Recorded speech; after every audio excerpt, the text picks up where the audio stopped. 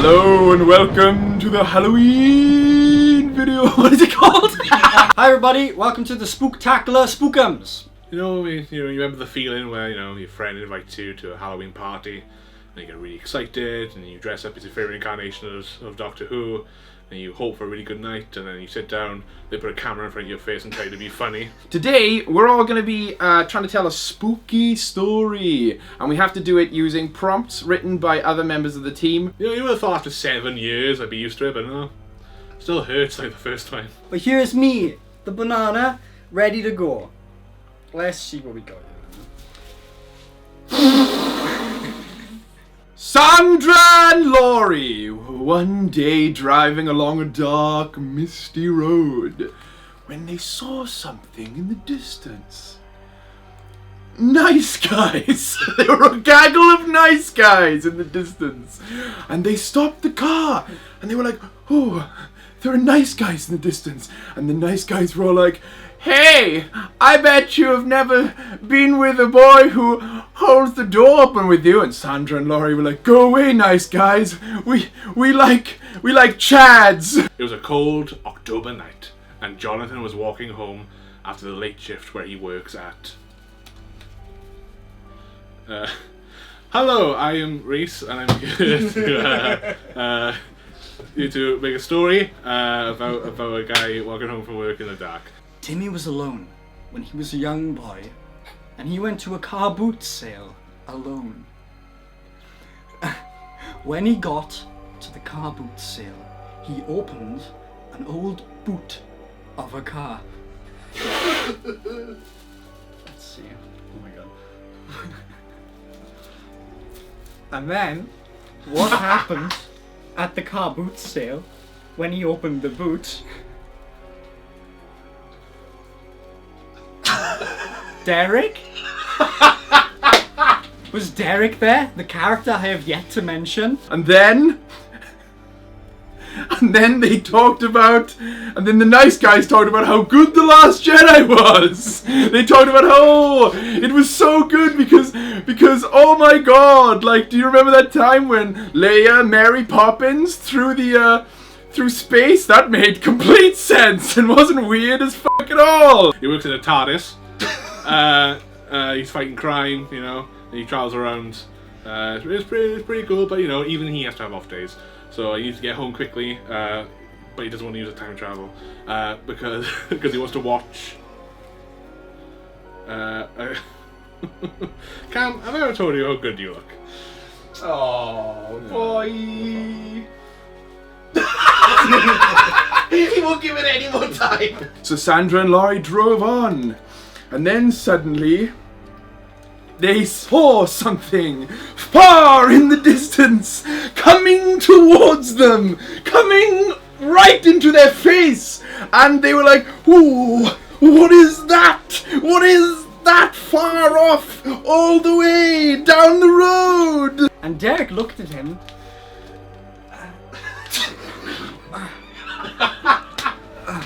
Derek looked at him. I mean, Timmy was his name.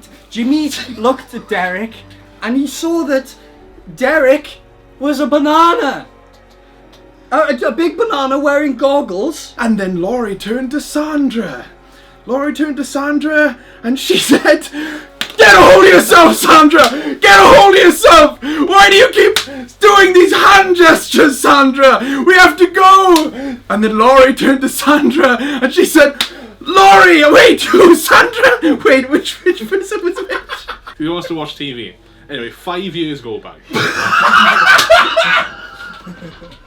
He still hasn't watched that TV show. Derek suddenly said, I know I'm a banana and this should be the focus, but look over there! There's John Goodman as an ice sculpture being sold at a car boot sale. What are the odds? That's absolutely bananas. And then they kissed. And then Sandra jumped out of the car and exploded.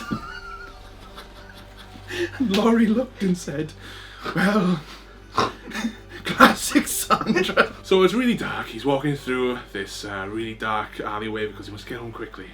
And in front of him he sees a strange figure. He says, "Hello, who is it?" And they reply, "It's... Hi, it's me, it's Reese. I'm here to make a story about a guy who time travels."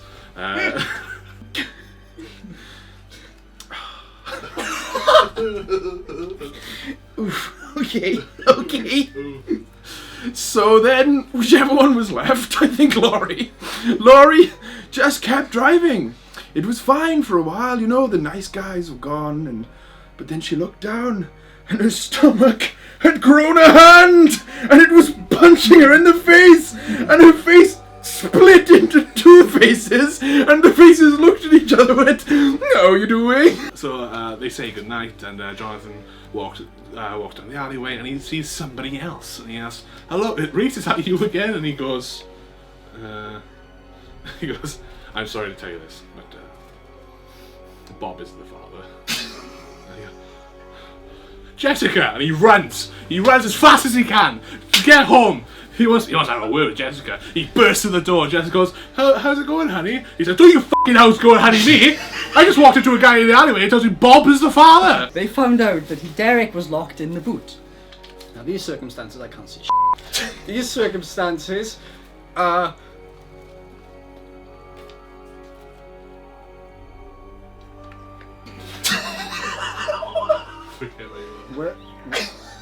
Where am I? What's going on? And your tentacles! You see, Derek was kidnapped by Waluigi, the infamous character who's not in the new Smash yet. And she says, well, it's not what it looks like, it's not what it looks like, honestly. And then from the stairs comes the lads. All oiled up and in their tightest whities. "Jessica, when are you coming back upstairs?" But don't worry, because then, from the heavens ascended the hero to save us all. That guy from Footloose. And he said, "Laurie, you just have to dance! Dance, Laurie and or Sandra!" And Jonathan is stunned to silence. All he thinks is... Well, first, let me tell you a bit about me, right? You know, it's really hard to be this devilishly handsome. Super rich, kind of. But, you know, I'm getting by. You know, I'm getting by. Everything's going well for me. So, what happened then is Jimmy and Derek went to the spooky, haunted train track where there were no trains. The fact that there were no trains was really unnerving. So what happened then is there was lots of spooky ambient noise, and you could hear the rustling of the trees and the digging of graves and the howling of angry dogs. This episode is sponsored by Oda. Okay, so Jonathan's thinking, I mean, I've spent my life with this woman, you know, I've committed to her. Well, like, I can't believe Jessica would do this to me, you know? I just can't believe that random guy in the alleyway just said that Bob was the father. Like, who is Bob? So he shakes Jessica. Who is Bob? So the thing about Derek going to see the Carpenters is he only did it at certain points during the year. He did this because it was an old tradition around Christmas time where Derek and his old, late, sadly, father, who died under spooky circumstances, used to go at Christmas to see what was going on. The fact that Derek's friend, Jimmy...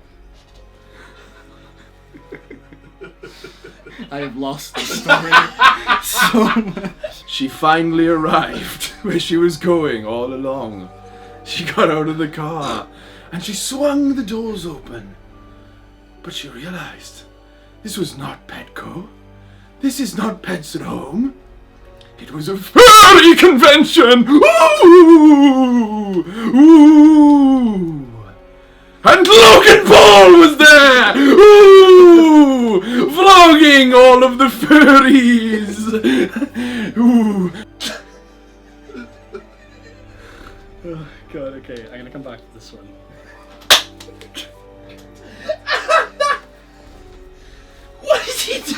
What's going on? And she goes, well, Bob came in, and the way like babies are made, right, is that you take the good, you take the bad, and again they have the facts of life, you know. and Jonathan he's put at ease by that, you know. He thinks, you know, even if it's not my baby, I can still raise it as a father. On the way to Waluigi's super secret hideout, Derek and Jimmy realized once more that they were in love. But what was more important than being in love was loving themselves. As they were walking, they kept talking about how that it was very exceptionally important to believe in your powers as an individual and to value yourself above all else, especially adversarial circumstances that involve Waluigi. But then he thinks. But then he starts having a fit and remembering his Vietnam days. And he's on the floor spasming, and it's Jessica's wife. This is why I won't have a baby with you, because you're mental, dude. He's like, you weren't there, man. You weren't there. And then she said, well, it's okay because I'm a furry. And he's running for this bar, you know, but he's just so devastated, so heartbroken, he just thinks I'm not going to make it. He's crawling through the streets, random passers-by and thinking, is everything okay? Just leave me alone, I'm fine. Is he a zombie now? Because it's Halloween. Upon arriving at Waluigi's super secret hideout, Derek and Jimmy entered through a large mechanical door. As they stepped inside, they were surrounded by goons, and all these goons were looked down upon by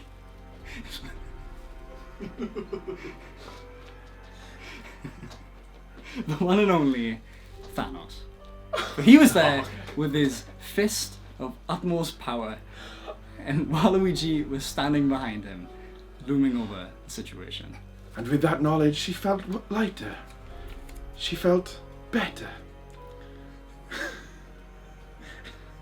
She felt strong and stable.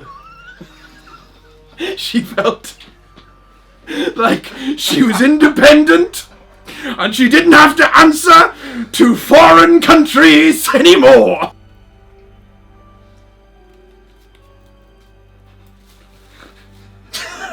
Why are you so sad all the time?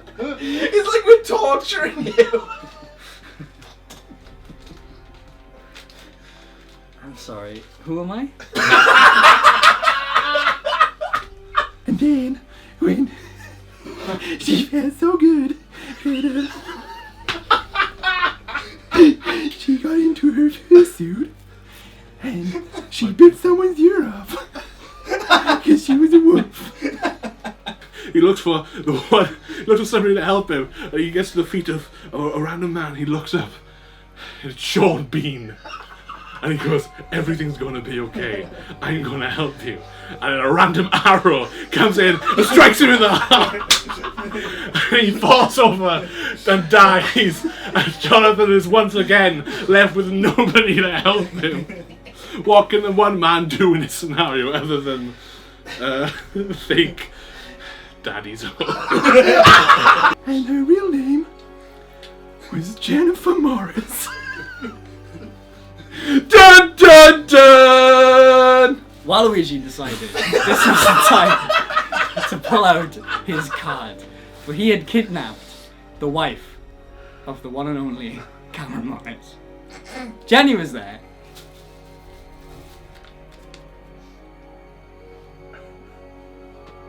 I don't know what this is. And then Jonathan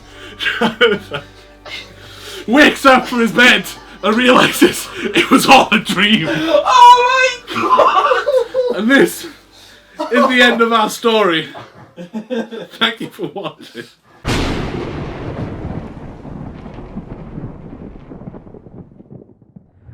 That was terrifying. We are so sorry for scaring you so much, but if you managed to make it through and want to see more of us, hit subscribe. Luckily, the rest of our content is far less horrifying. Well, except for that video.